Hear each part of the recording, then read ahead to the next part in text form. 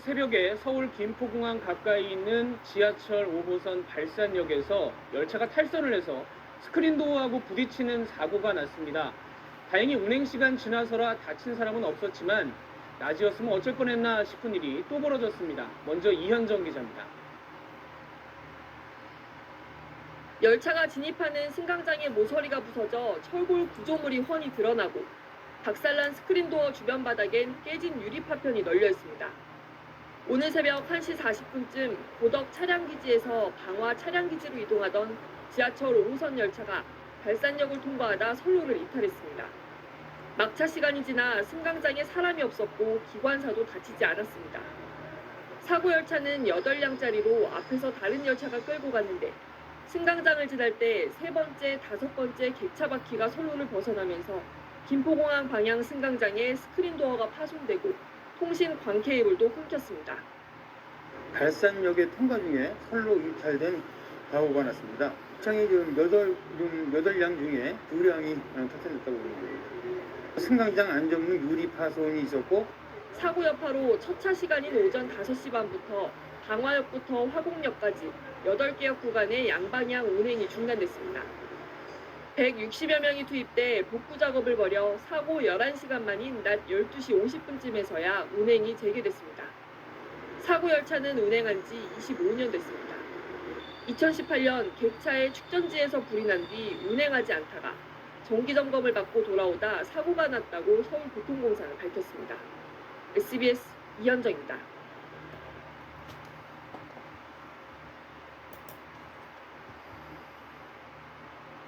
수서 고속철도 SRT가 지난해 탈선 사고가 났던 사실을 숨기다가 뒤늦게 들통이 났습니다.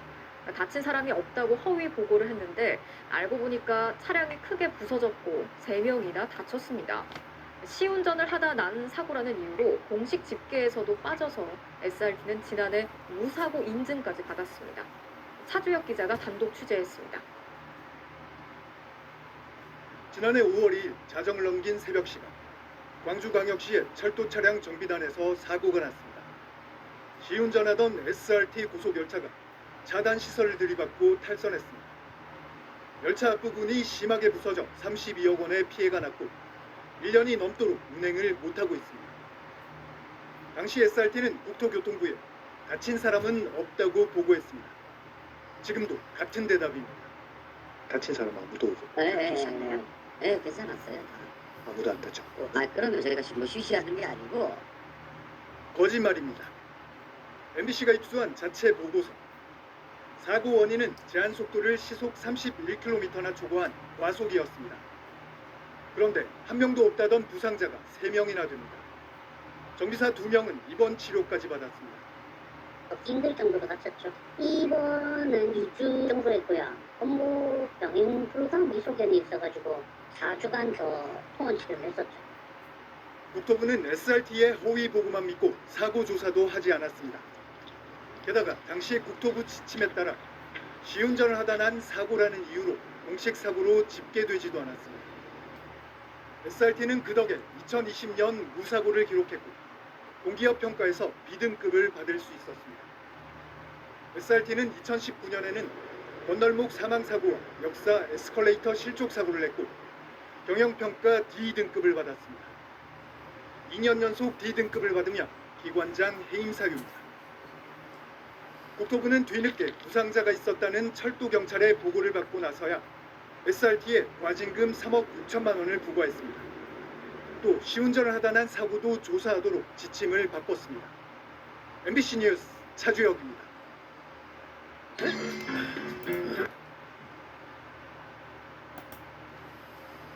얘들아 가자!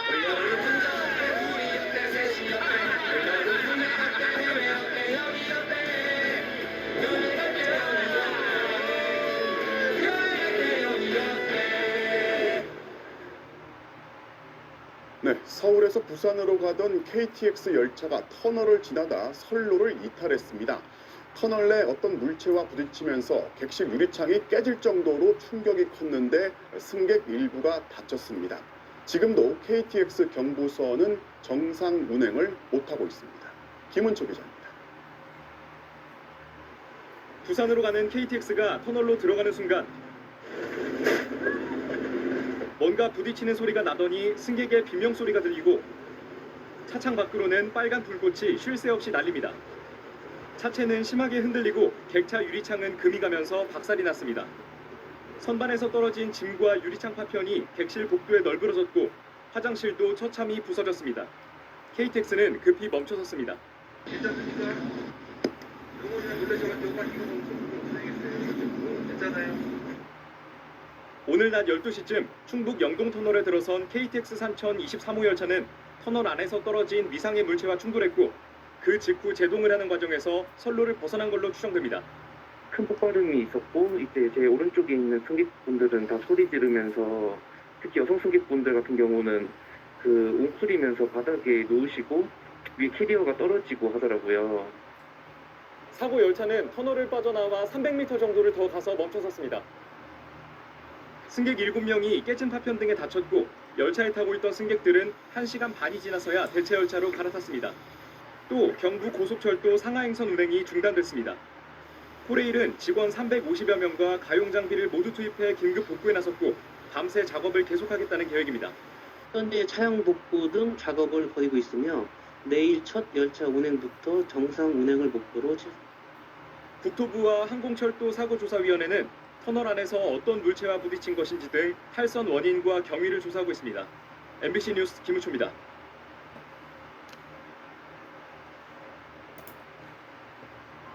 오늘 아침에 강원도 강릉에서 KTX 열차가 철로에서 튕겨나가는 사고가 나서 14명이 다쳤습니다. 출발하고 5분 안에, 그러니까 속도를 시속 200km 이상으로 올리기 전이었으니 망정이지 또 한 번 아찔한 일을 겪을 뻔했습니다. 일단 사고 상황 먼저 정리했습니다. 조재근 기자입니다.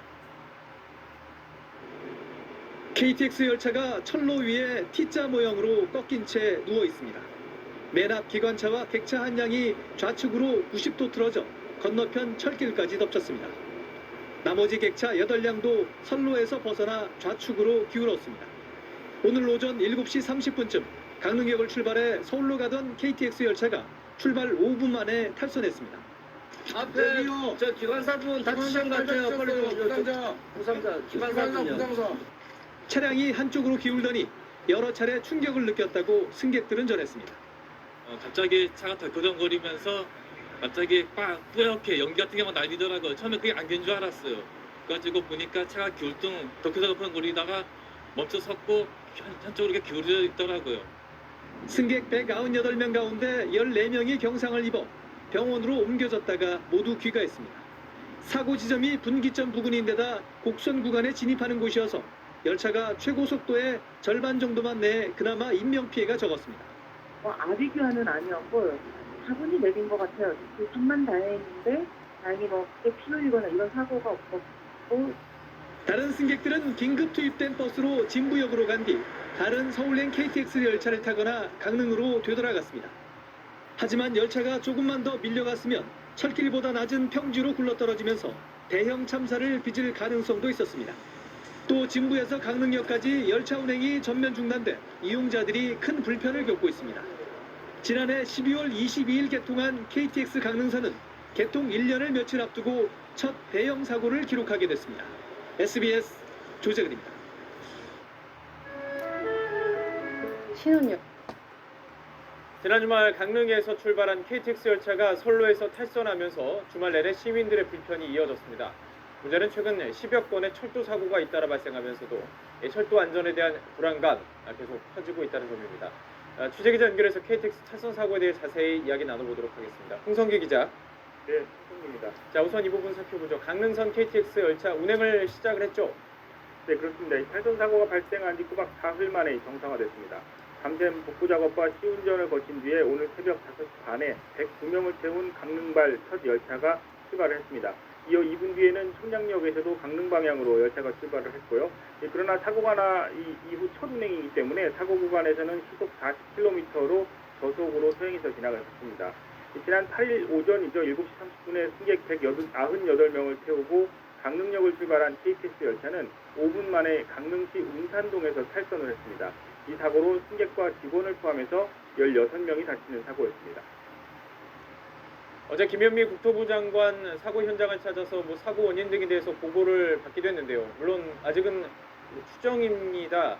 사고 원인에 대한 분석은 아직 정확하게 나오지 않은 거죠. 네, 그렇습니다. 일단 KTX 사고와 관련해서 코레일 측의 추정인데요. 열차의 궤도를 바꿔주는 역할을 하는 장치를 선로 전환기라고 합니다. 이 코레일 측은 이 선로 전환기를 열차의 운행 방향에 따라서 좌우측으로 움직일 수 있도록 신호를 보내는 회로 연결 불량을 그 원인으로 추정을 하고 있습니다. 이 그래픽을 보면서 설명을 좀 드릴 텐데요. 이 그래픽을 보시면 오른쪽에는 서울 방향, 왼쪽이 남 강릉역 차량기지 방향입니다. 이 사고가 일어나기 직전에 강릉역과 코레일 관제센터에 이상 신호가 포착된 건 차량기지 쪽인 21A 선로였습니다.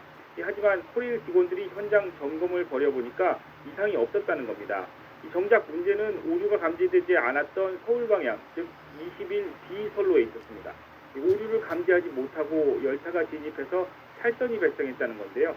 정리하자면 코레일이 추정한 KTX 탈선의 원인은 사고 지점에 설치된 두 선로의 전환기가 서로 뒤바뀐 정보를 인식해서 잘못된 신호를 전달했고 잘못된 신호를 받은 열차가 문제가 있는 선로로 진행을 했기 때문이라는 겁니다.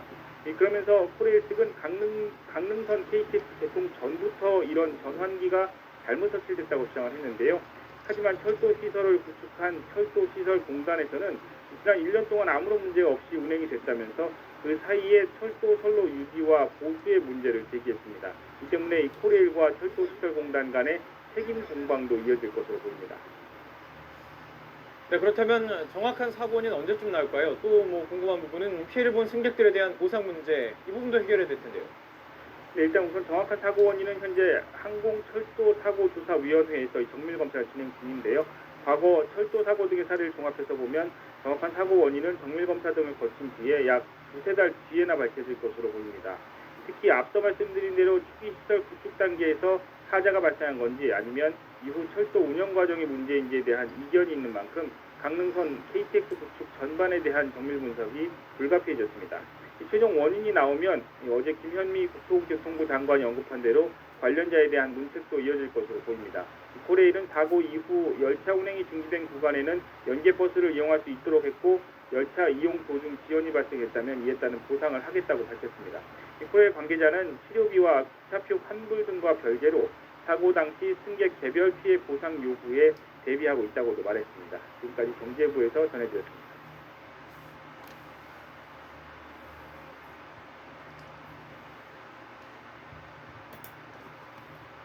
사고 원인이 뭔지 각종 추측들이 나오고 있는데요. 오늘 사고가 난 열차를 보면 접합부가 90도 이상 꺾여 있었습니다. 때문에 선로 전환 장치 결함 가능성이 거론되고 있습니다. 이기주 기자입니다. 오늘 사고 열차는 앞쪽 객차들이 90도로 꺾이며 쓰러졌습니다. 열차 전체가 같은 방향으로 넘어지는 일반적인 탈선 사고와 비교해 이례적입니다. 강릉에서 진구역 방향으로 달리던 열차는 갑자기 덜컹거리기 시작하며 심하게 흔들리더니 먼저 앞부분 객차 2량이 왼쪽 방향으로 선로를 벗어났고 나머지 객차 8량도 모두 탈선했습니다. 선로 결빙이나 레일 파손 등 1차적 원인을 놓고 여러 의견이 제기되지만 이렇다 할 분석은 나오지 않고 있습니다.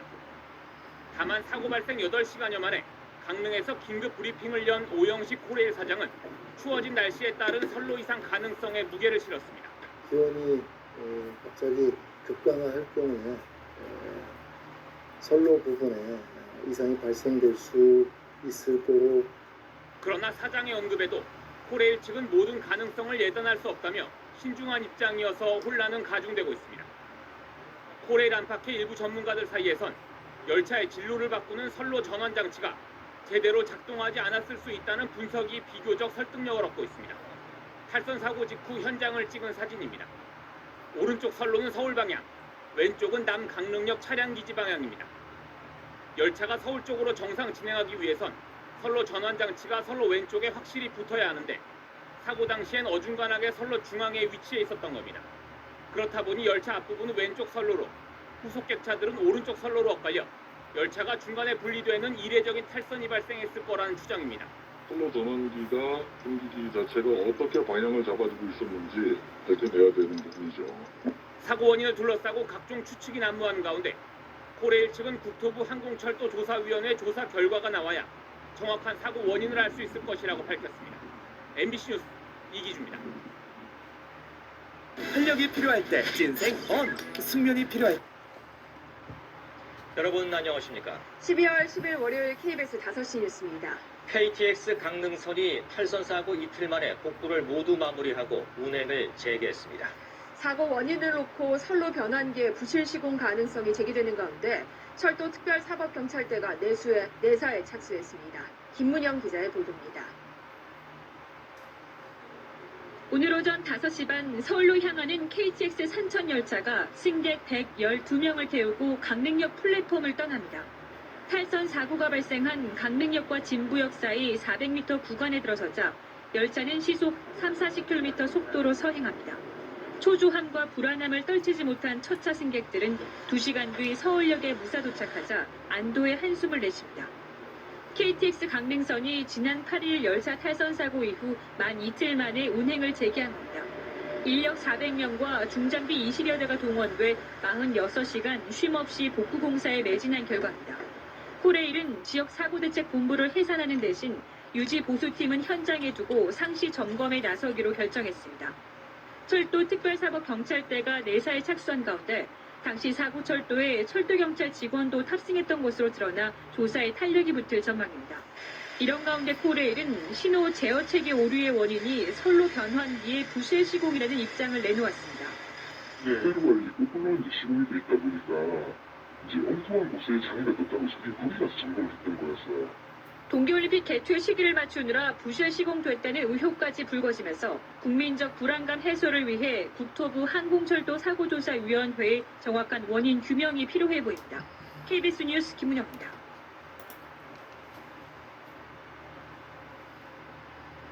탈선 사고의 원인이 된 선로 전환기는 전국 철도에 9,500여 개나 설치되어 있습니다. 그런데 코레일 내부 문서를 확인해 보니 한 달에 2번꼴로 선로 전환기에 고장이 생기는 것으로 나타났습니다. 어디서든 탈선 사고가 또 일어날 가능성이 있다는 얘기입니다. 이어서 오대성 기자의 단독 보도입니다. 선로 전환기는 분기점에서 열차가 특정 선로로 갈 수 있도록 만들어주는 장치입니다. KBS가 코레일의 선로 전환기 장애 자료를 분석해봤습니다. 2009년부터 6년간 선로 전환기 장애로 열차가 지연된 경우가 152건, 연평균으로는 23건, 한 달에 2번꼴로 고장이 난 겁니다. 고장 원인 1위는 부품 불량과 제작 결함이었습니다. 시공 불량이나 관리 소홀도 주요 원인 중의 하나로 자연재해나 이물질 유입 등 외부 요인보다 월등히 많았습니다. 선로 전환기에 오류가 나면 이를 경고하는 시스템이 안전장치로 마련돼 있습니다. 하지만 이번 사고처럼 시스템마저 오류를 일으키면 대형 사고 위험을 피할 수 없습니다. 어떤 일정 기간 사용하고 나면 고장이 아니더라도 교체를 해야 되고, 근데 있는데 그거는 뭐 예산 문제도 있을 거고, 근데 그걸 고장나기 전에는 알 수가 없잖아요. 전국의 선로 전환기는 9,500여 개에 이릅니다. KBS가 문제를 제기하자 코레일은 선로 전환기 부품 개선 등 보완책을 마련하겠다고 밝혔습니다. KBS 뉴스 오대성입니다.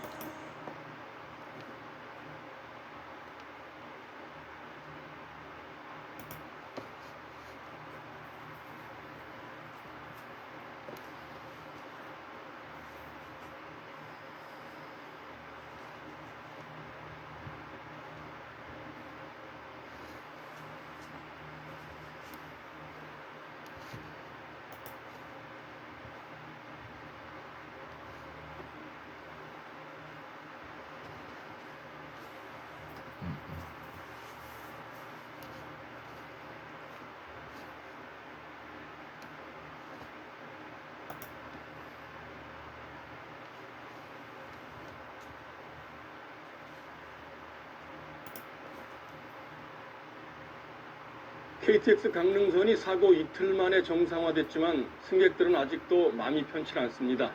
아침 첫 차를 타고 통근길에 나섰던 승객들은 조마조마하는 마음으로 열차에 올랐습니다. 사고 구간을 벗어나고 나서야 비로소 안도의 한숨을 내쉬었습니다. 박상용 기자입니다.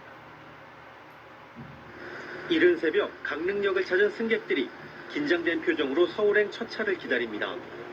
탈선 사고 충격이 워낙 컸던 탓에 불안감을 감추지 못합니다. 지금 달리면 사고는 큰 사고 나잖아요. 그 정도 그렇죠. 근데 조금 좀 걱정이 되세요? 어떠세요? 걱정 좀 되죠. 되게 오영식 코레일 사장은 승객들에게 일일이 고개를 숙이며 사과했습니다. 국민 여러분들께 큰 불편과 심려를 끼친 점에 대해서 우리 코레일 임직원들을 대표해서 사과의 말씀을 드립니다. 사고가 난 지 이틀 만에 강릉역에 KTX 열차가 들어옵니다. 첫차 탑승객은 112명으로 평소 월요일과 비슷합니다. 새벽 5시 30분 강릉역을 출발한 열차가 5분 뒤 사고 구간에 접어듭니다. 시속 30km 정도로 천천히 달려 400m 남짓한 구간을 벗어나자 점차 속도를 높입니다. 그제서야 승객들도 편안한 마음을 되찾고 부족한 잠을 청합니다. 새벽에 뉴스로 운행한다는 얘기를 들어서 좀 불안하긴 했지만 천천히 운행을 잘 안전하게 한 것 같아서 다행인 것 같습니다. 강릉을 정시에 출발한 KTX는 10분가량 지연되긴 했지만 서울역에 무사히 도착했습니다. 오늘 편성된 KTX 강릉선 왕복 36편은 별 문제 없이 정상 운행되고 있습니다. 인력 400명과 장비를 동원해 복구를 마친 코레일은 선로가 안정화될 때까지 점검반을 편성해 만일의 상황에 대비하기로 했습니다. KBS 뉴스 박상영입니다.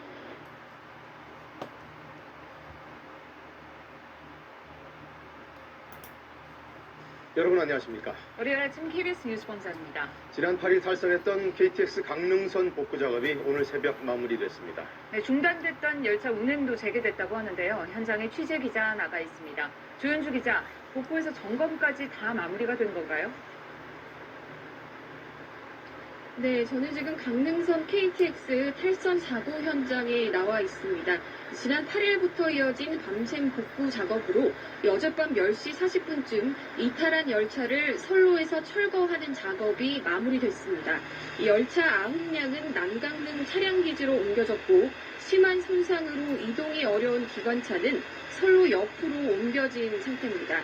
오늘 새벽 선로와 전차선도 복구됐고 궤도와 신호등 시설물 점검과 시운전이 진행됐는데요. 코레일은 정상 운행에 문제가 없다고 판단해 열차 운행을 재개했습니다. 오늘 오전 5시 반쯤 서울로 향하는 첫 KTX 열차가 무사히 강릉역을 출발했고 예정대로라면 오전 7시 26분 종착역인 서울역에 도착하게 됩니다. 코레일은 사고 구간을 지날 때는 속도를 시속 40km 이내로 줄여 운행했습니다. 이 사고 이후 첫 운행이지만 사전에 예약한 100여 명이 열차에 탑승한 것으로 전해졌습니다. 사고 원인에 대한 조사도 이루어지고 있죠. 좀 새롭게 나온 게 있습니까? 네, 국토부 항공철도 사고조사위원회에서 이 탈선 원인에 대한 조사를 진행 중인데요. 아직 공식적으로 발표된 내용은 없습니다. 하지만 어제 오전 사고 현장을 찾은 김현미 국토교통부 장관에게 오영식 코레일 사장이 보고하면서 이 추정되는 원인만 알려진 상태입니다. 코레일 측은 김 장관에게 선로 전환기 문제로 인한 신호체계 오류 가능성이 있다고 보고 있습니다. 남강릉 분기점에 선로 전환기 전환 상태를 표시해주는 이 회선의 연결이 거꾸로 돼 있던 것으로 추정된다는 겁니다. 이 때문에 신호 제어 시스템이 고장난 노선을 잘못 표시했고 결과적으로 열차가 탈선하는 사고로 이어졌다는 설명입니다. 실제로 탈선 직전에 강릉역과 코레일 관제센터에 신호 오류가 포착됐고 사고는 직원들이 현장을 점검하는 사이 벌어졌습니다. 복구 작업이 완료되면서 사고 원인 조사도 본격화할 것으로 보이는데요. 정확한 원인 분석이 나오기까지는 2달여가 걸릴 것으로 예상됩니다. 지금까지 강릉에서 KBS 뉴스 조윤주입니다.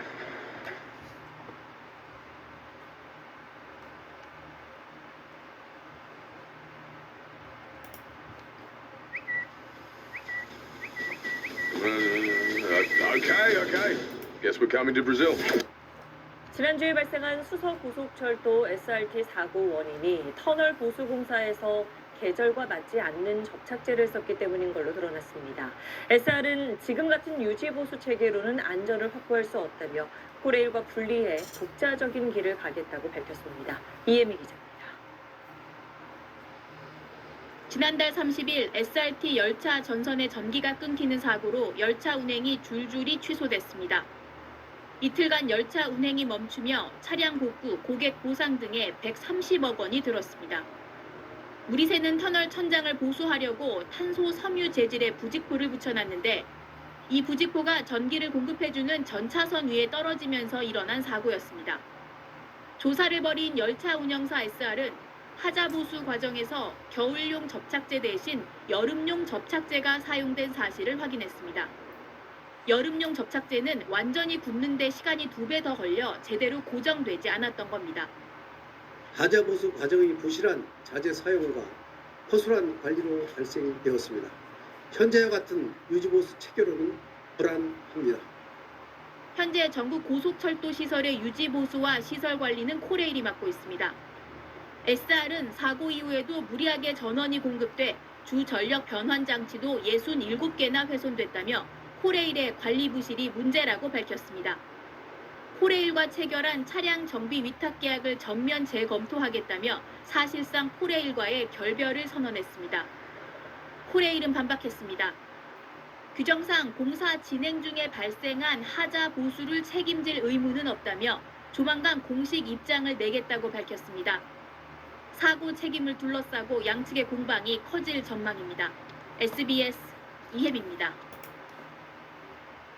지난 연말엔 서울 올림픽대로에서 차선을 바꾸던 렌터카 운전자가 사고를 낸 뒤 그대로 달아난 일이 있었습니다. 음주운전과 뺑소니 정황이 블랙박스에 그대로 담겼습니다. 편권현 기자의 단독 보도입니다. 비틀대던 차량이 급하게 차선 4개를 바꾸다 뒤에서 오던 택시와 부딪힙니다. 렌터카 사고 났어. 운전자가 잠시 차에서 내렸지만 이내 다친 택시기사를 남겨두고 차를 몰아 달아납니다. 지난달 16일 새벽 서울 한남대교로 올라가는 진입로에서 발생한 일인데 사고 당일 렌터카였던 승용차 블랙박스엔 운전자 A씨가 술을 마시고 운전한 정황이 담겨 있었습니다.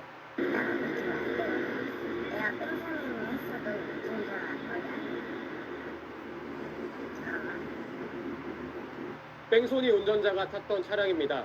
사고 직후 뒷바퀴가 흔들리는 상태에서 서울에서 수원까지 운전했습니다. 이렇게 차를 반납한 뒤 운전자가 도망가는 바람에 음주 측정은 이뤄지지 못했습니다.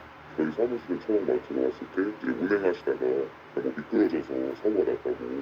A씨 말처럼 음주운전은 안 걸린다고 해도 법은 호락호락하지 않습니다. 택시기사는 전치 3주의 진단을 받았는데 A씨가 도주하지 않았다면 7년 6개월 이하의 징역형 정도가 예상되지만 뺑소니가 더해지면서 최고 30년까지 법정형이 올라갈 수 있습니다. 음주 사실 밝힐 수 없다 하더라도 특가법상 뺑소니죄로 1년에서 30년의 징역형 또는 500에서 3천만 원의 벌금형으로 음주운전 교통사고보다 더 무거운 처벌을 받습니다. 경찰은 아직도 A씨가 조사에 응하지 않았다면서 신병을 확보하는 방안도 검토하고 있습니다. SBS 현광현입니다.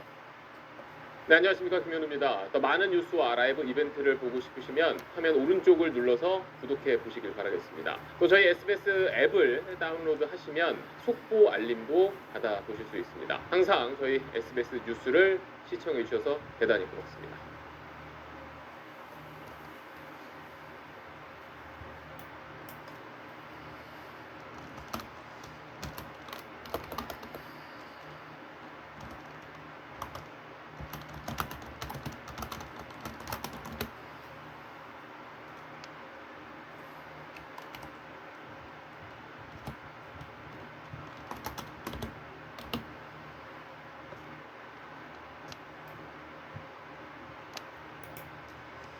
올바른 선택지를 고르세요.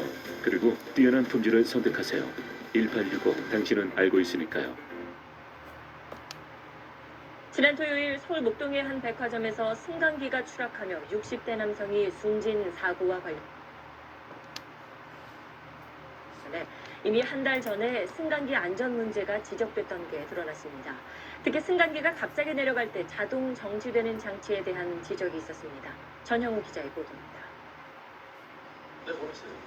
66살 조모 씨가 사고를 당한 현장에서 경찰의 합동 감식이 진행됐습니다. 감식은 승강기의 오작동 원인에 집중됐습니다. 이곳에서 사망 사고가 일어나면서 해당 엘리베이터는 현재 폐쇄된 상태입니다. 사고 당일 행복한 백화점 측은 승강기 안전점검에 문제가 없었다고 밝혔습니다. 저희가 12월 달인가도 연정식 받았다는데 이제 사고 이후죠. 하지만 사고 승강기는 지난달 20일 안전점검에서 승강기 본체와 벽면 간격이 기준치인 10mm보다 더 멀고 비정상적으로 느린 문제점을 지적받은 것으로 드러났습니다. 무엇보다 승강기가 갑자기 빠르게 이동하며 자동 정지되는 장치가 고장나 있었습니다. 경찰은 이런 문제가 사고와 연관이 있는지 조사 중입니다. 당시 점검업체는 2달 안에 다 고치는 조건으로 검사를 통과시켰습니다. 숨진 조 씨는 주말을 맞아 아내와 함께 영화를 보러 영화관에 가던 길이었습니다. 사람들이 정말 많이 이용하는 곳이잖아요. 그런 데서 그런 일이 벌어진다는 게 좀 이해가 안 가죠. 조 씨는 사고 직후 가까운 권역응급센터로 옮겨졌지만 수술을 받지 못한 채 다른 병원으로 옮기는 과정에서 숨졌습니다. 당직인 흉부외과 의료진이 한 팀뿐인데 수술 중이었다고 병원 측은 밝혔습니다. SBS 전용우입니다.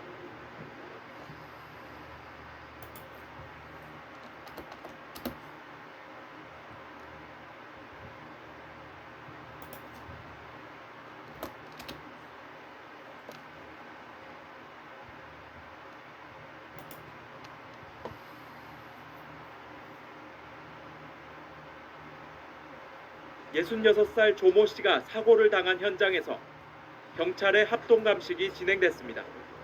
감식은 승강기의 오작동 원인에 집중됐습니다.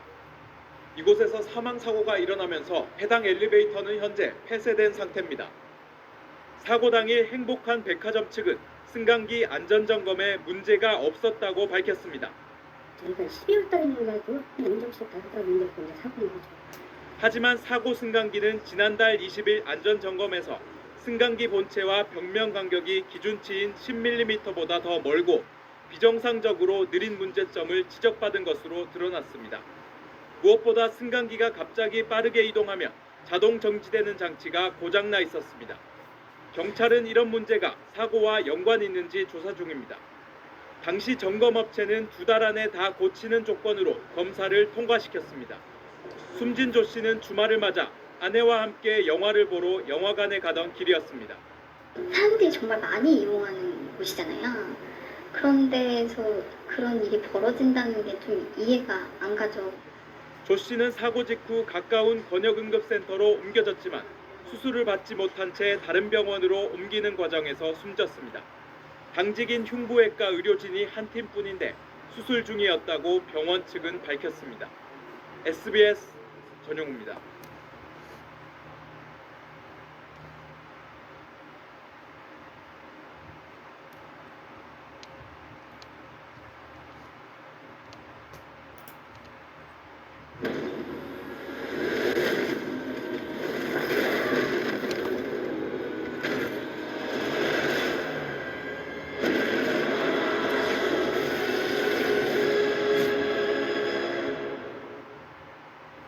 다음 소식 전해드리겠습니다. 어제 탈선 사고가 발생했던 KTX는 이미 바퀴가 빠진 채로 4km를 넘게 달렸던 것으로 확인됐습니다. 선로는 휘어져 있었고 떨어져 나온 바퀴는 앞서 지나온 터널 안에서 발견이 됐는데요. 조사위원회가 정밀 조사를 벌이고 있습니다. 김은초 기자가 취재했습니다. 부산으로 가다 급히 멈춰선 KTX는 열차 바퀴가 빠진 채 달리다 사고가 난 걸로 확인됐습니다. 불꽃이 일었던 영동터널에서 처음 사고가 난 것이 아니라 4km가량 이전인 오탄터널 인근 선로가 휘어져 있어 탈선이 시작된 걸로 추정됩니다. 오탄터널에서는 사고 차량에서 떨어져 나온 열차 바퀴가 발견됐습니다. 바퀴가 빠진 상태에서 터널 2개를 지나 4km 넘게 달리다 멈춰섰다는 것이 국토부 항공철도 사고조사위원회의 현장 조사 결과입니다. 당초 영동터널 안에서 미상의 구조물과 부딪혔다는 발표와는 차이가 있었습니다. 슈퍼 탄산이라든가 차량 바퀴 이상은 전투가 하기 전에 있었던 걸로 보입니다. 다른 충격에 의해서라기보다는 바퀴 쪽에서 뭐가 문제가 있었던 걸로. 하지만 경부 고속철도 선로가 어떤 이유에서 휘어져 있었고 탈선의 직접적인 원인인지는 정밀 조사가 필요하다고 밝혔습니다. 그리고 선로 점검이 제대로 이뤄졌는지에 대해서도 파악하고 있습니다.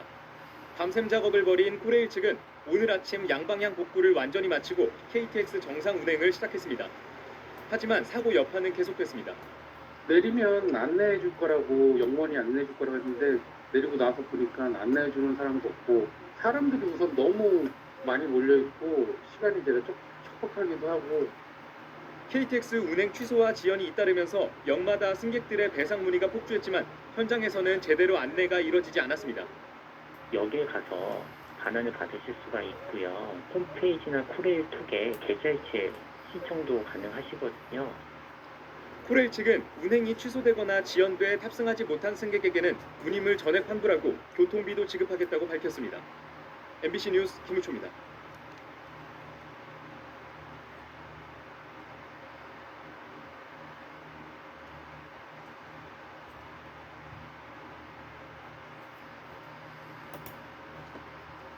네, 열차가 어두운 터널을 지나다가 사고가 났기 때문에 승객들이 느낀 두려움은 더 컸습니다.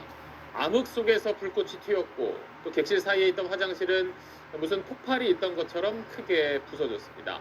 사고 당시 긴박했던 상황을 하정현 기자가 정리했습니다. 열차 안에 굉음이 울리고 놀란 승객들이 소리를 지릅니다. 창문 밖으로 마구 튀는 불꽃. 유리창 곳곳이 금이 간 상태로 열차는 컴컴한 터널 안을 달립니다.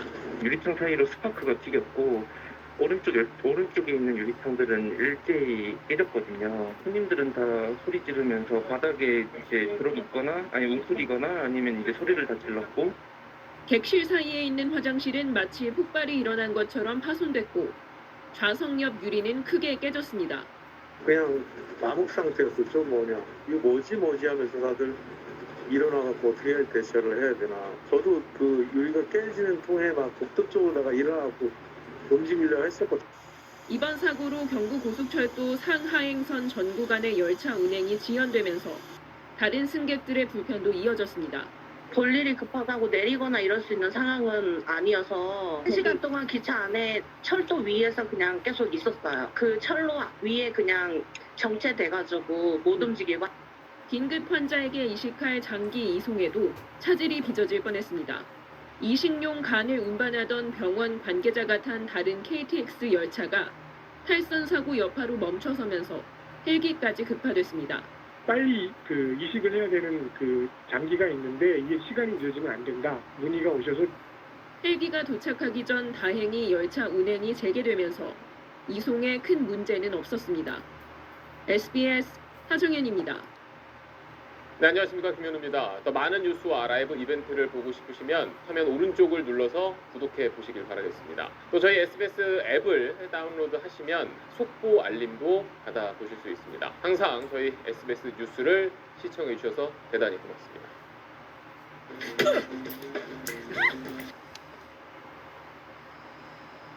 When two greats come together, magic happens. Ice cold Guinness meets cold. 오늘 낮 서울을 출발해 부산으로 가던 KTX 열차가 충북 영동에서 선로를 이탈했습니다. 이 사고로 열차 유리창이 깨지면서 파편에 승객 7명이 다쳤습니다. 보도에 진희정 기자입니다. KTX 열차가 터널로 진입하는 순간 강한 폭발음과 함께 달리는 열차 창문으로 불꽃이 튀깁니다. 놀란 승객들은 비명을 지릅니다. 열차 유리창은 곳곳에 금이 갔고 화장실 안은 부서진 파편들이 나뒹굽니다. 폭발 같은 게 있었어요. 유리창은 뭐 다 깨졌고 사람들은 뭐 지진할 때 몸 웅크리고 바닥에 눕듯이 다 있었고 화장실이 있는데 거기 완전히 폭발하듯이 다 무너져 있더라고요. 세면대도 그렇고. 승객과 직원 등 300여 명을 태우고 서울역을 출발해 부산으로 향하던 KTX 산천 23호 열차의 4호 객차가 선로를 이탈한 건 낮 12시쯤. 충북 영동 터널을 통과하던 중 확인되지 않은 물체와 충격 후 궤도를 벗어나면서 멈춰섰습니다. 이 사고로 승객 7명이 다쳤고 이 가운데 1명은 인근 병원으로 이송됐습니다. 코레일 측은 충격 정도를 봐서 어떤 물체가 열차와 부딪힌 게 분명해 보이지만 이 물체가 터널 내 구조물인지는 확인되지 않았다고 밝혔습니다. 코레일 측은 사고 직후 현장에 긴급 대응팀을 투입해 복구 작업을 이어가고 있습니다. 사고 2시간 만에 승객들은 대체 열차를 타고 이동했고 긴급 복구 작업이 시작됐습니다. 하지만 중장비나 복구팀이 접근하기 힘든 산지 구간이어서 완전히 사고가 수습되기까지는 시간이 걸릴 것으로 보고 있습니다. 국토교통부 항공철도사고조사위원회는 현장에 조사위원들을 투입해 정확한 사고 원인과 대응에 문제가 없었는지 등을 조사하고 있습니다. KBS 뉴스 진희정입니다.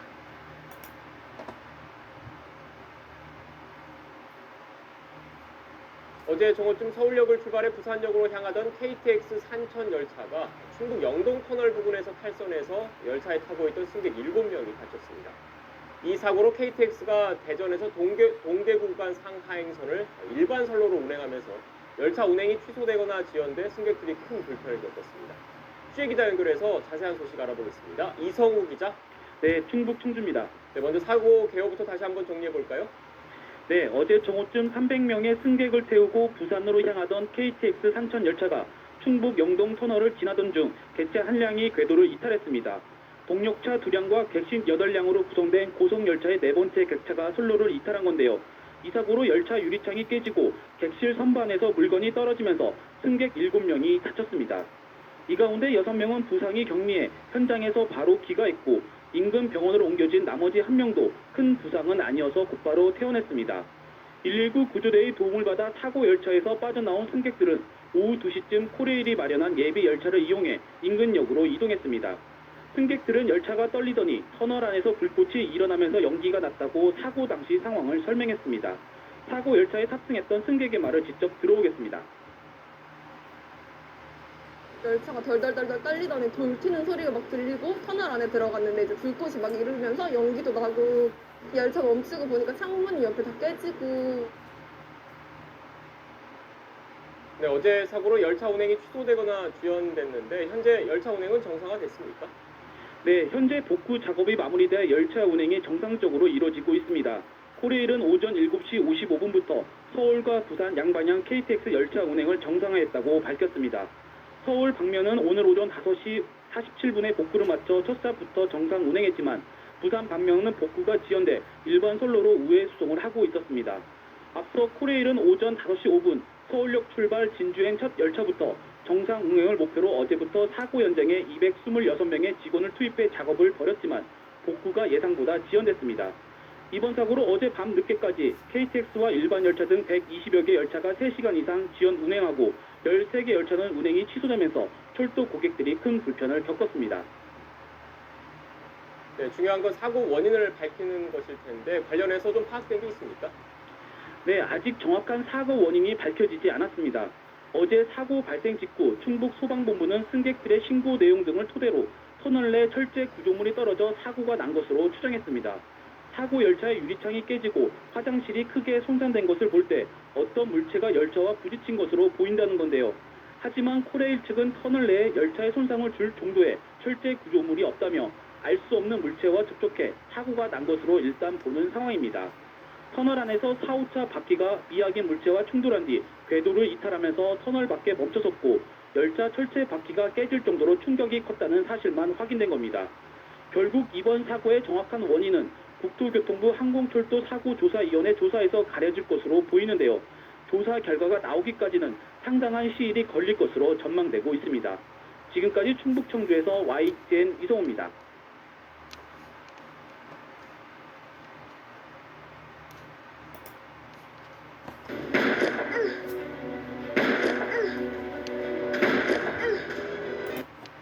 네, 어제 KTX 탈선 사고는 외부 충격 때문이 아닐 가능성이 커졌습니다. 이 궤도를 벗어나 열차가 멈추기 3km 전에 이미 바퀴가 빠졌고 그보다 더 앞선 지점에서 선로를 벗어난 흔적도 발견됐습니다. 김민혁 기자입니다. 승객들은 사고 당시 열차에서 폭발음 비슷한 소리가 났다고 증언했습니다. 화장실이 심하게 깨져서 거기 사람이 있었으면 진짜 중상 입었을 정도였었거든요. 창문이 금이 갈 정도로 충격도 컸습니다. 열차가 멈추기 직전 통과한 영동터널 안에서 알 수 없는 물체와 부딪혀 사고가 났다는 추론이 나왔습니다. 하지만 열차 이상 징후는 이보다 훨씬 전에 생긴 걸로 보입니다. 떨어져 나간 열차 바퀴가 멈춰선 지점에서 3km 전인 5탄 터널에서 발견됐기 때문입니다. 1차 조사 결과 5탄 터널 진입 전 열차 파편과 탈선 흔적이 나온 것으로 미뤄 이미 바퀴 쪽에 문제가 생긴 상태에서 터널을 지나던 중 바퀴축 하나가 빠져버린 것으로 추정됩니다. 이후 열차는 승객들이 이상 징후를 느끼기 시작한 영동 터널을 통과한 뒤에야 멈춰섰습니다.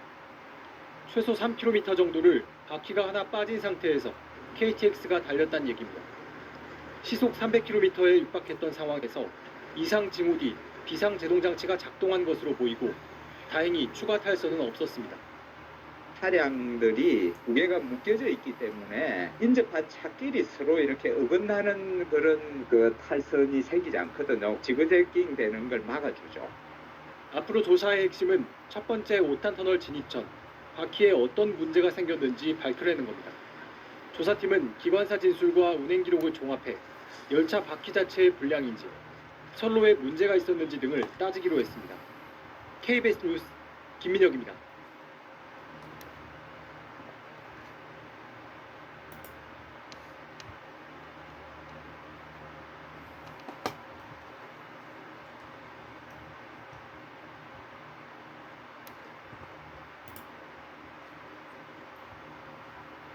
최근 대구의 한 아파트에서 승강기가 갑자기 멈춰서 3살 아이 혼자 승강기 안에 갇히는 사고가 발생했습니다.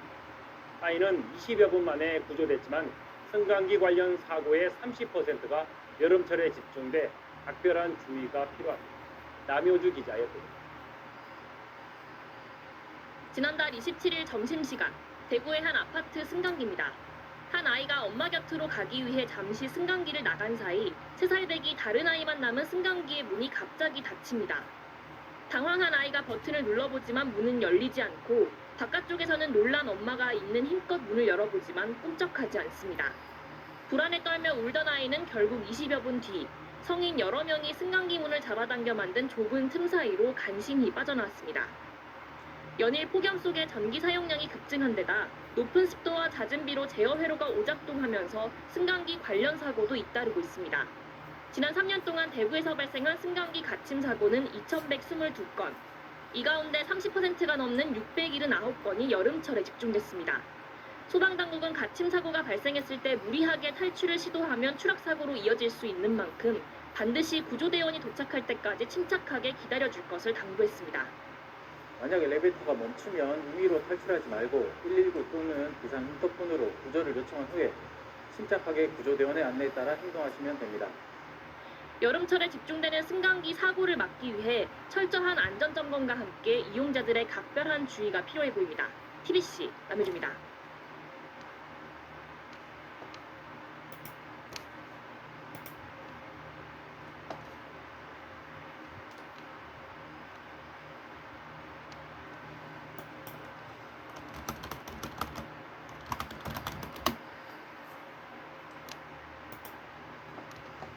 어린이 통학 차량의 안전을 강화한 세림이법이 시행된 지 1년이 지났지만 여전히 위험한 운행은 계속되고 있습니다.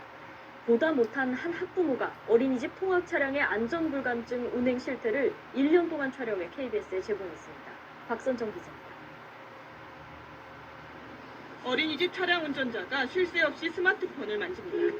기차가 경적을 울리자 그제서야 급하게 출발합니다. 이 운전자는 주행 중인데도 스마트폰에서 눈을 떼지 못하고 통화를 하느라 한 손으로 핸들을 잡고 운전합니다.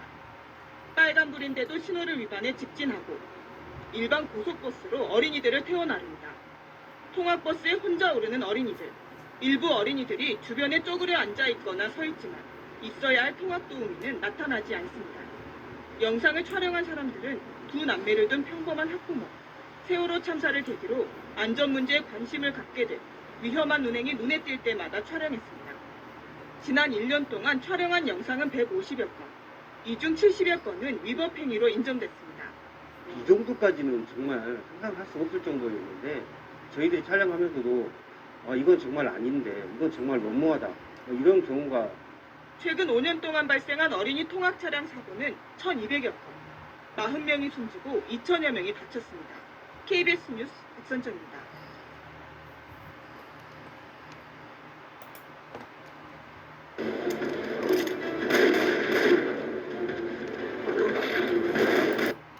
반값 수강료를 내세워 수강생들에게 운전 교습을 한 무자격 강사들이 경찰의 무더기로 적발됐습니다.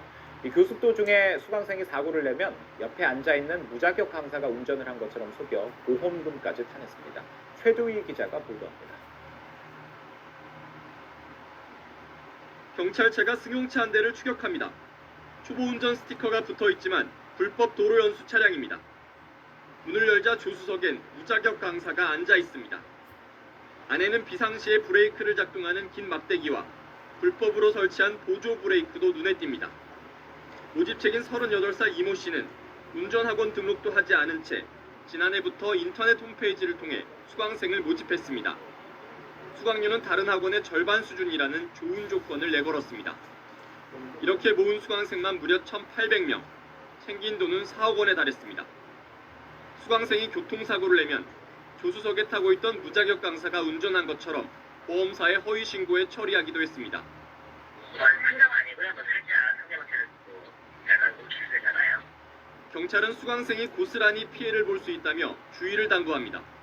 불법 교습 행위를 한 경우에 교통사고가 발생이 되더라도 보상을 받을 수가 없기 때문에 상당히 위험하고 경찰은 이 씨에 대해 구속영장을 신청하고 무자격 강사 37명을 불구속 입건했습니다. YTN 최두입니다.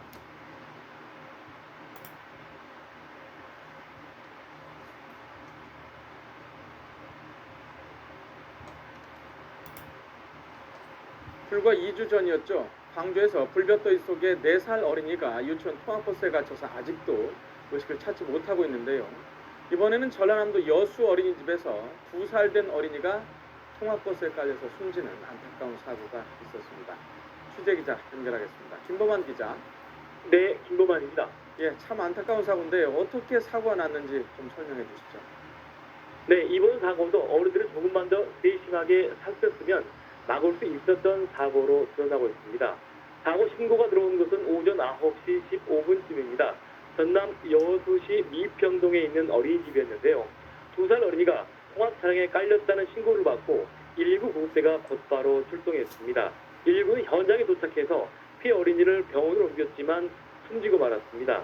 어린이집 CCTV에는 사고를 당한 어린이가 뒤로 움직이는 노란색 통학 차량에 튀는 장면이 고스란히 찍혔습니다. 경찰은 운전자 56살 송모 씨가 원생들을 내준 뒤에 차량 뒤편에 있던 어린이를 미처 발견하지 못해 사고를 낸 것으로 보고 있습니다. 보통은 교사들이 나와서 어린이들을 안내했는데 오늘은 통학 차량에서 내린 뒤에 차량 뒤로 가는 피해 어린이를 미처 확인하지 못한 것으로 알려지고 있습니다. 경찰은 어린이집 차량 운전사를 입건하고 정확한 사고 경위를 조사하고 있습니다. 전남 여수시청도 경찰 조사 결과를 토대로 해당 어린이집에 대한 행정 처분을 내릴 예정입니다. 지금까지 YTN 김범환입니다.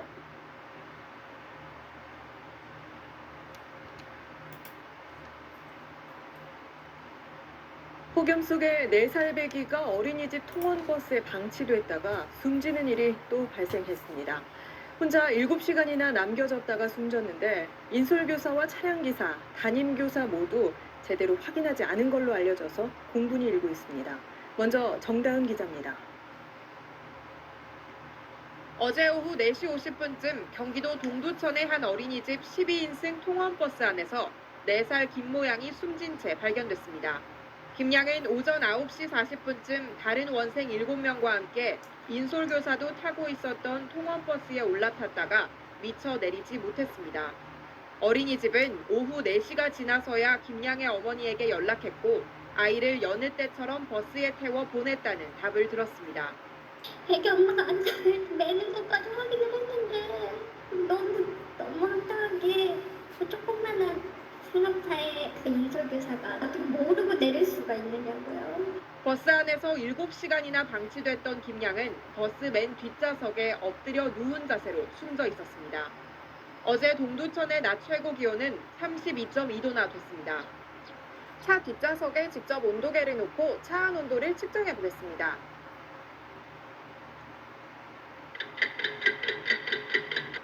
약 1시간 만에 차 안의 온도는 50도를 넘어섰습니다. 어린이집 인솔교사는 차 안에 남은 아이가 있는지 확인하지 않았고 담임교사 역시 김양이 왜 어린이집에 오지 않는지 확인하지 않은 것으로 드러났습니다. 여기 계세요? 안 계세요. 아무도 없어요. 저희 조사 때문에 연락이 와서 가셨어요. 경찰은 정확한 사인을 밝히기 위해 내일 시신을 부검할 예정입니다. SBS 정다은입니다.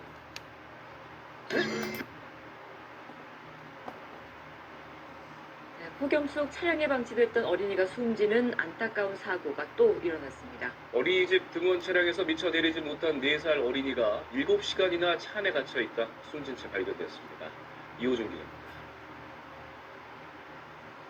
어린이집 건물 옆에 통학 차량이 세워져 있습니다.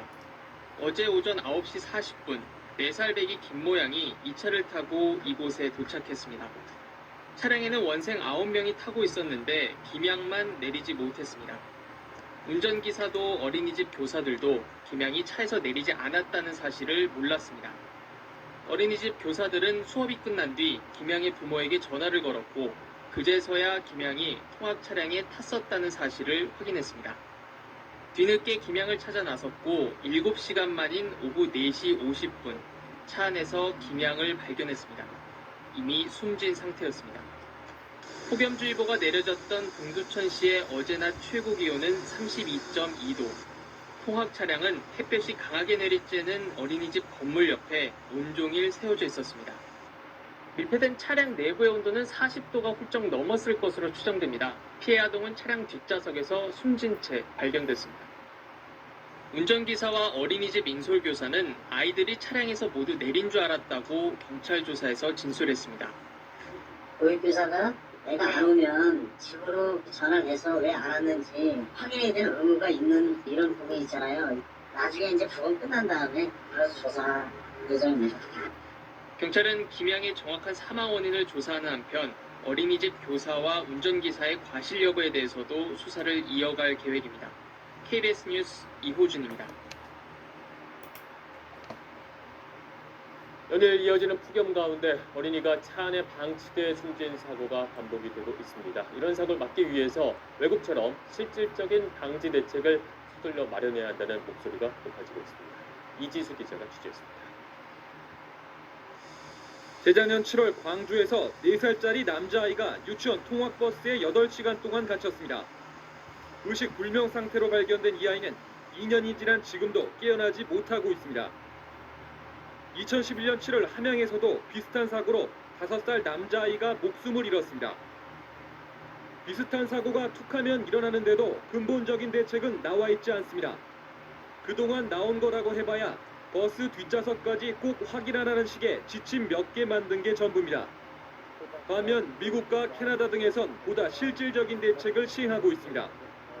슬리핑 차일드 체크, 그러니까 잠자는 아이를 확인하도록 하는 제도로 운전자가 반드시 뒷좌석까지 가서 아이가 남아있는지 확인해 버튼을 눌러야만 시동이 꺼지도록 하는 겁니다.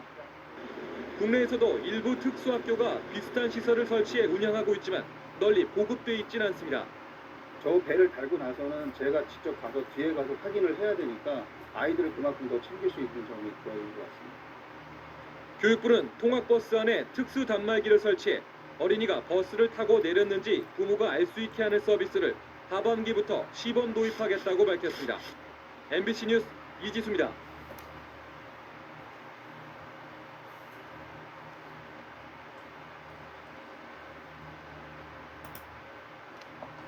이 폭염에 안타까운 사고도 발생했습니다. 오늘 낮 동두천의 한 어린이집 통학 차량 안에서 4살 어린이가 숨진 채 발견됐습니다. 차 안에 혼자 7시간 동안 방치돼 있다가 변을 당한 걸로 보입니다. 이상배 기자가 보도합니다. 4살 김모양은 오늘 아침 통학버스를 타고 어린이 집으로 향했습니다. 버스에는 김양을 포함해 원생 9명이 함께 타고 있었습니다. 하지만 어린이집에 도착했을 때 김양을 제외한 8명만 내렸습니다. 아이가 차 안에 혼자 있었지만 차량 운전자는 인원 파악도 제대로 하지 않고 차량을 세워뒀습니다. 어린이집 보육교사는 반나절이 지난 오후 4시쯤에야 부모에게 연락을 했습니다. 그 차량에 있는 걸 모르고 개근데 결석한 줄 알고 이제 어머니한테 전화했으니까 어머니가 전화를 안 받아가지고 그 문자를 했어요. 김양은 4시 50분쯤 통학버스 뒷좌석에서 숨진 채 발견됐습니다. 경찰은 김양이 차량 안에 장시간 방치되어 있다 뜨거운 열기에 질식사한 것으로 보고 있습니다. 경찰은 어린이집 관계자들을 조사한 뒤 업무상 과실치사 혐의를 적용할 방침입니다. TV조선 이상배입니다. 어린이집 통학 차량에 방치된 아이가 숨지는 일 또 벌어졌습니다. 숨쉬기도 힘든 이런 무더위에 무려 7시간이 넘도록 차에 갇혀 있었고요. 그 긴 시간 동안 누구도 이 아이의 행방을 찾지 않았다고 합니다. 어떻게 이런 일이 벌어졌나 이런 말밖에 안 나오는데요. 건국대학교 경찰행정학과 이웅혁 교수님과 함께 얘기 나눠보도록 하겠습니다. 어서 오십시오. 예. 자, 지금 이 일을 사건이라고 해야 되는지 사고라고 해야 되는지 잘 모르겠는데 일단 어떤 상황인지 다시 한번 정리해 주시죠. 네, 그 안타깝지만 그 17일 그 아침에 동두천에서 발생을 했습니다. 네. 그 어린이집에 가기 위해서 9명의 아이들이 함께 그 동승 차량을 탔습니다. 9시 40분경에 출발을 해서 갔습니다. 노란 버스겠죠? 네, 노란 버스입니다. 네. 9시 40분에 도착한 것 같습니다. 예. 그러고 나서 8명은 다 내렸는데 네. 안타깝게도 이번 사고가 난 1명은 내리지 못한 상태가 있었습니다.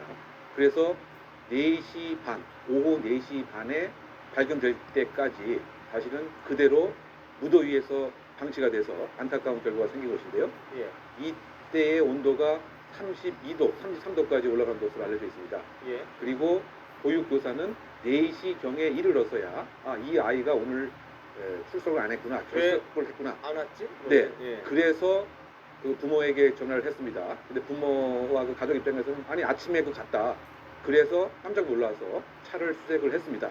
하지만 그 안타깝게도 맨 뒤에 있는 의자 위에서 이렇게 누운 채 발견되었던 사건입니다. 말씀하셨지만 상식적으로 아침에 갔어요. 학원에 갔는데 저 어린이집에 갔는데 그 숫자가 많지 않으면 당연히 연락이 와야 되는데 그 시간 동안 이른바 체크가 안 됐다는 게 이해가 갈 수가 없어요. 결국 이제 그 뭐 무관심이 하나의 가장 큰 이유가 아니었던가 생각이 되는데요. 소홀함. 예. 즉 시동을 끄기 전에 사실 뒤에 한 번 이렇게 확인만 하는 것만 했어도 함께 다 내렸어도 그거 불과 1분도 이제 안 걸린 것이죠. 즉 인원 점검이 정확히 이루어지고 있지 않았다고 하는 점. 뿐만 아니고 지금 이제 말씀하신 바와 같이 지금 그 오전 점심시간 때만 돼도 아이가 왜 안 왔을지 이렇게 의심스러운 마음에 조금이라도 더 일찍 만약에 분명히 확인을 했다고 한다면 이런 사망사고를 막을 가능성도 좀 있지 않았던가 이런 상당히 안타까운 점이 있는 것이죠. 저도 아이 어릴 때 키워봤지만은 오늘 어린이집 못 가면 그 전날이나 그날 아침에 선생님한테 연락을 하거든요. 그렇죠. 못 간다고. 지금 뭐 어린이집의 그 공식적인 입장인지 모르겠지만 보도 등에 의하면 네. 그냥 출석한 것으로 생각을 했고 또 어느 순간부터는 무슨 일이 있어서 안 왔겠지 또 이렇게도 안이한 태도를 이제 가졌던 이런 상황이 아닌가 생각이 듭니다. 예. 그러니까 결국은 처음에 인원 점검이 이루어지지 않았고 그날 당일 수업 시작하기 전에 무엇인가 안 온 학생들에 대해서 좀 더 꼼꼼하게 챙겼으면 했었는데 이와 같이 이제 방심한 상태가 극단적인 사건을 야기시켰다고 할 수가 있겠죠. 참 들어보니까 정말 꼼꼼하지 못했던 것 같은데 이 어린이집 어떤 곳인가요? 혹시? 지금 그 규모를 보면 원생이 약 90명 정도고요. 예, 한 반에 14명으로 구성되어 있습니다. 그렇게 작지도 않은데요? 네, 그렇습니다. 예. 그리고 지금 이런 통학 차량이 약 4대 정도를 이제 보유하고 있는 것으로 알려져 있습니다. 네. 그러니까 우리가 봤을 때는 그렇게 소규모의 어린이집도 아니었다. 이렇게 볼 수 있는 것이죠. 예. 자, 추정을 하면 아이가 보통 아침에 이제 통학버스를 탄 다음에 맨 뒷자리에서 지금 혹시 잠들었을 가능성 이게 조금 유추가 되는데 어떻게 보세요?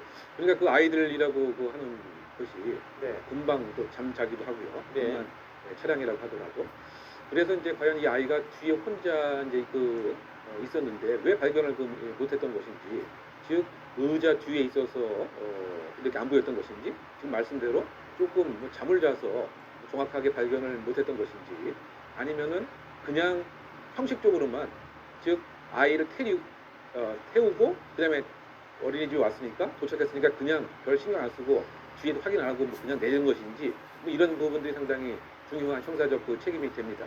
네. 왜냐하면 이와 같은 일을 늘 업무로서, 직업으로서 해야 하는 사람들 입장에서는 네. 평균인 보통인의 기울여야 할 주의 의무보다 더 높은 이런 관심을 가져야 되는데, 그런 것을 게을리한 것이 아니냐, 이 부분에 있어서 이제 경찰의 그 수사에 초점이 맞춰지지 않을까 생각됩니다.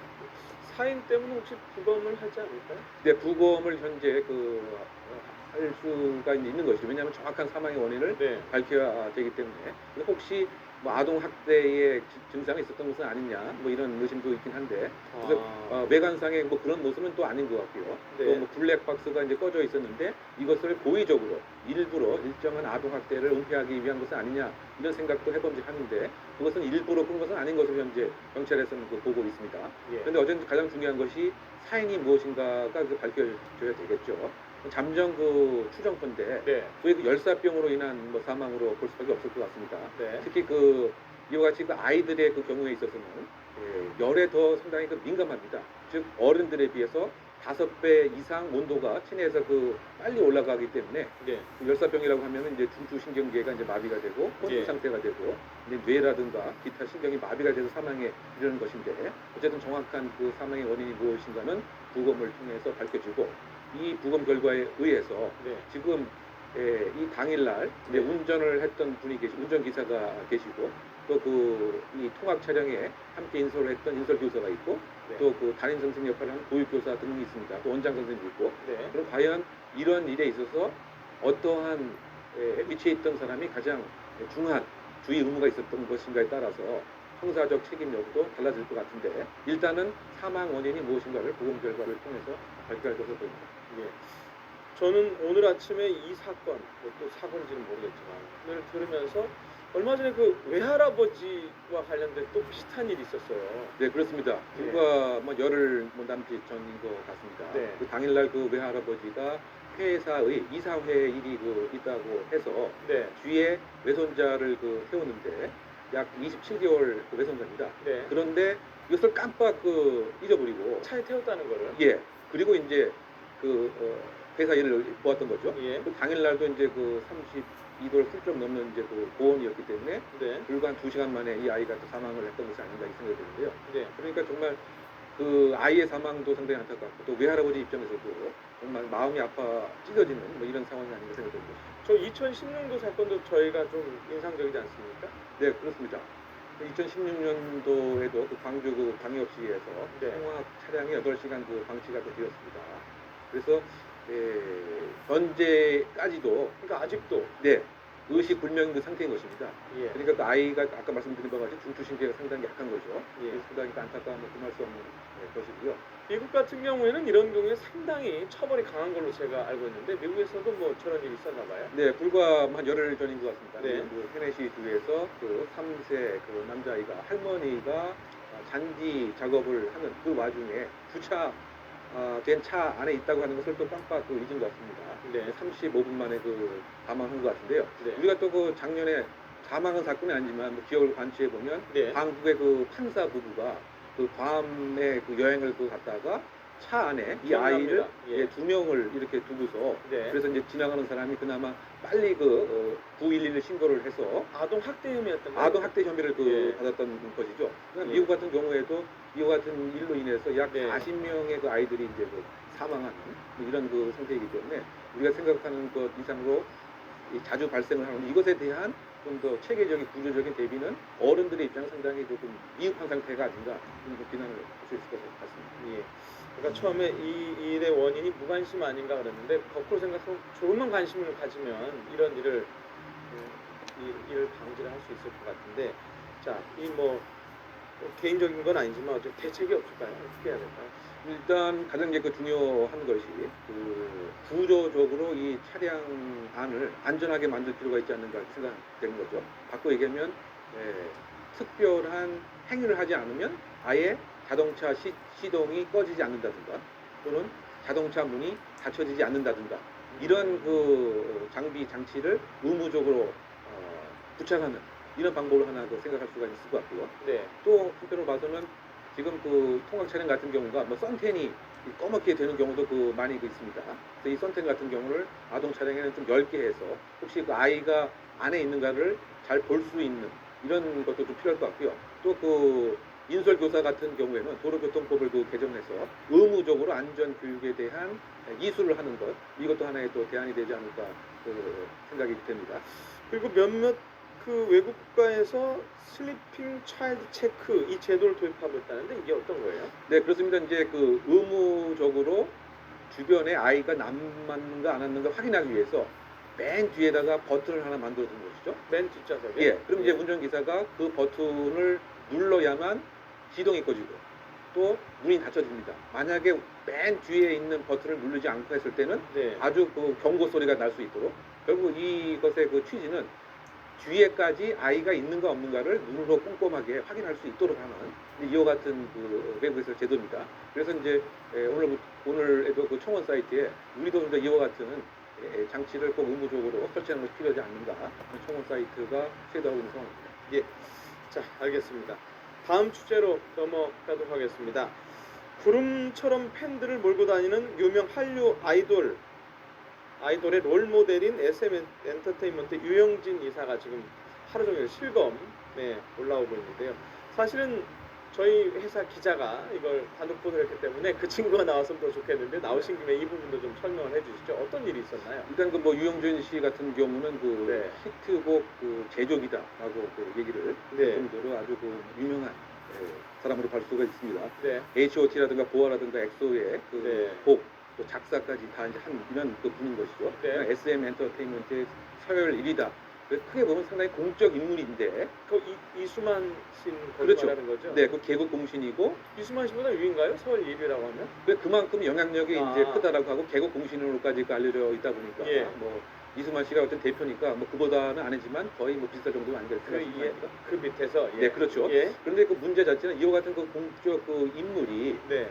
이제 꼼수를 부렸다고 하는 점에 이제 그 비난이 있는 것인데요. 꼼수요? 네, 그 내용인즉 예. 그 지난 그 3월달에 그 고급 오토바이를 이제 구입하게 됐습니다. 이것이 네. 그 오스트리아에서 만들어진 무려 3천만 원에 육박하는 이제 그 오토바이인데 네. 이 오토바이가 이제 국내에서 도로 위를 그 다니기 위해서는 일정한 절차가 있어야 됩니다. 가장 핵심적인 것이 그 공기에 오염하지 않느냐, 대기를 오염하지 않느냐, 이것에 있어서 이제 환경부에서 인증을 해줘야 됩니다. 네. 근데 이 인증이 상당히 그 쉽지 않고 이제 기다리고 있는 그 상황에서 이 유영정 씨는 인증을 획득하지 않은 채 자신이 갖고 있던 다른 오토바이 번호를 이 3천만 원짜리 오토바이 번호에 가짜로 붙인 거죠.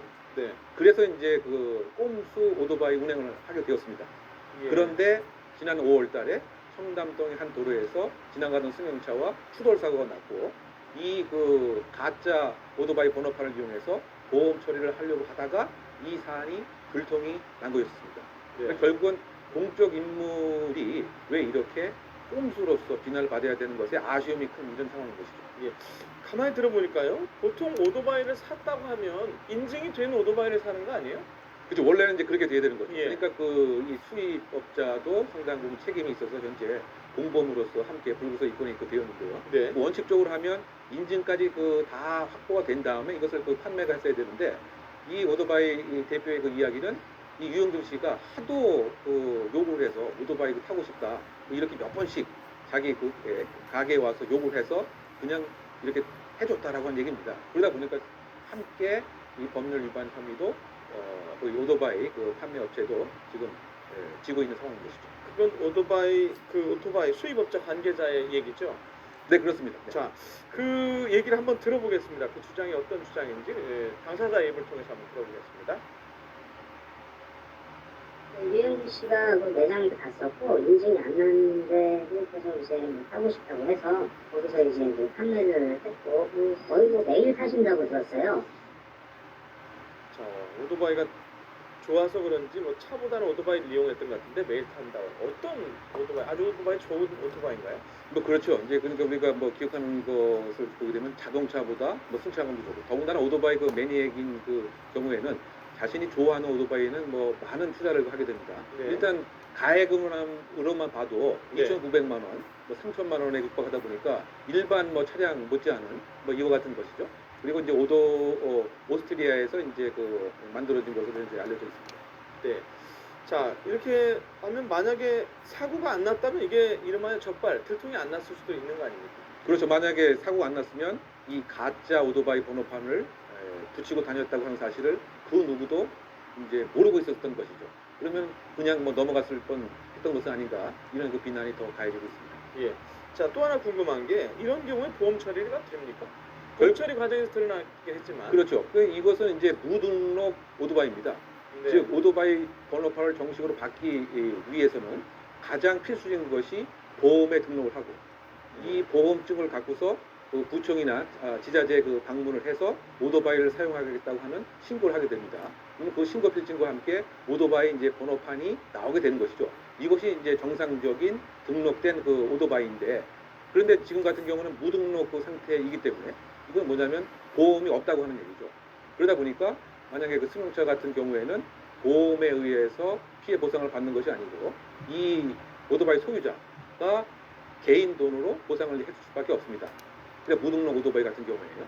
근데 그 문제 자체는 만약에 이 무등록 오토바이 그 소유자가 경제적으로 돈이 없는 사람 같은 경우는 피해자가 사실은 치료도 자기가 해야 되고 또 부서진 자동차도 자기가 이제 스스로 고쳐야 되는 이런 그 문제가 있는 것이죠. 그러니까 차로 보면 대포차인데 그죠? 대포 오토바이 이렇게 표현해야 되는 건가요? 어떻게 보면 이제 그렇게 봐야 될 것 같습니다. 이것은 이제 그 정체성이 이제 없는 거죠. 번호판이 그 없는 것은. 그리고 더군다나 그 최근에 오토바이에 의한 각종 그 사고가 있어서 심지어 이제 얼마 전부터 50cc 이하까지도 등록을 해라. 이게 그 정부의 그 입장이란 말이죠. 예. 근데 지금 3,000만 원짜리 오토바이는 그 용량도 훨씬 크고 더 위험성도 분명히 그 있는 것인데 이와 같은 공중의 위험이 될 흉기가 될 수도 있는 것인데 자기의 다른 오토바이 번호를 붙이고 다녔다. 더군다나 이제 그 SM 엔터테인먼트의 벌써 서열 1위라고 하는 히트곡 제조기가 말이죠. 그 부분에 있어서 더 일반 팬들은 충격을 받고 있는 상태가 아닌가 생각됩니다. 예. 워낙 유명인이다 보니까 아까 말씀드린 대로 지금 실검에도 상당히 순위가 올라가 있는데 지금 회사 측에서는 어떤 입장이 나왔죠? 네, 그 회사 측에서는 이제 그 이 사안 자체를 다 인정을 한다. 그리고 잘못했다라고 하는 이와 같은 이제 공식적인 그 입장을 보여주고 있는 상황으로 생각됩니다. 네, 알겠습니다. 여기까지 듣도록 하겠습니다. 지금까지 건국대학교 경찰행정학과 경찰학과 이웅혁 교수님이었습니다. 고맙습니다.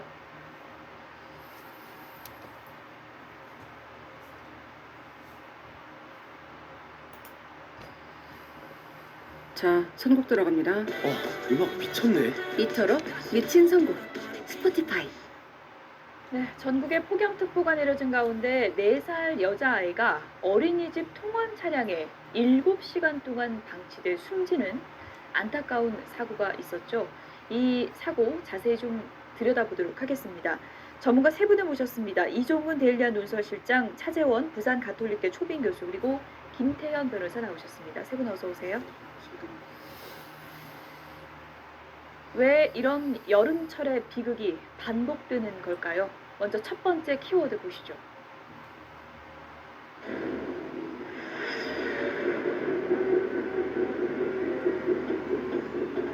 김양은 폭염 속에 이 차량 안에서 7시간 넘게 방치됐습니다. 발견 당시에는 출입문과 창문 모두 크게 잠겨 있던 상태였습니다. 되게 큰 버스도 아니고 작은 버스에서 밤에 잠이 좀 안 오더라고요. 너무 마음이 아팠어요. 선생님들 어느 사람이 우울해갖고 엄마의 애기 엄마가 또 살펴서 귀찮은데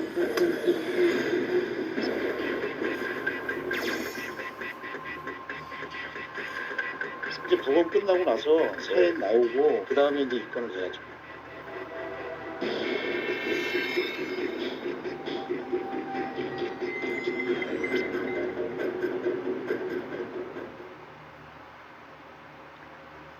네, 4살 여자아이는 왜 통학 차량에서 숨져야 했을까요? 그날의 사고 상황 먼저 정리를 좀 해보겠습니다. 네, 동두천 어린이집 차량 사고, 유치원 인설 교사는 이렇게 얘기를 했다고 합니다. 난 다 내린 줄 알았다 라고 얘기를 했습니다. 9명 태운 통학버스가 어린이집에 도착한 시각이 어제 오전 9시 40분. 운전기사와 인솔교사는 이 아이가 남겨진 사실을 모른 채 문을 다 잠궜습니다. 그리고 황당합니다. 오후 4시가 넘어서야 아이가 어딨지? 이런 얘기가 나왔다는 겁니다. 그래서 담임교사가 집에 전화를 했습니다. 왜 아이가 안 오나요? 했더니 부모가 이렇게 얘기를 했습니다. 오전에 정상적으로 등원을 했어요. 그때서야 부랴부랴 아이를 찾습니다. 그리고 4시 50분 아이가 통원 차량 뒷좌석에서 숨진 채 발견됐습니다. 네, 김태현 변호사님 참 안타까운 그런 사고인데 조금 전에도 이제 많은 분들이 지적하는 건데 이 크지도 않은 9인승 버스에서 아이를 놓고 내렸다. 이 상황 자체가 좀 이해가 안 가거든요. 그리고 사고가 안전사고가 예. 발생했을 때 조금 그나마 이해가 가는 사고가 있고 전혀 이해가 가지 않는 사고가 있고 그렇죠. 이 경우 저는 완전히 후자에 해당되는 사고라고 보고 이게 9인승 버스면은요. 그리고 버스는 가장 작은 버스입니다. 예. 두 사람이 타죠. 운전하시는 분이 있고 교육교사가 있습니다. 두 사람 중에 한 사람이 뒷자리까지 가보지 않더라도 이렇게 휙만 봐도 예. 누가 있고 누가 없는 거를 확인할 수 있을 정도로 굉장히 작은 버스거든요. 예. 그리고 사실은 보육교사의 기본이 뭐냐면 아이들을 받으면 저도 이제 저희 애들이 어릴 때 유치원 보낼 때 보면 아이들이 받으면 그냥 태우는 게 아니라 태워서 안전벨트를 꼭 매줍니다. 왜냐면 아이들은 솔직히 벨트를 맬 수가 없거든요. 그렇죠. 안전벨트 매줍니다. 그리고 내릴 때도 가서 벨트에다 풀어줍니다. 그래서 한 명씩 한 명씩 내리게 하고 그 다음에 다 확인하는 것이거든요.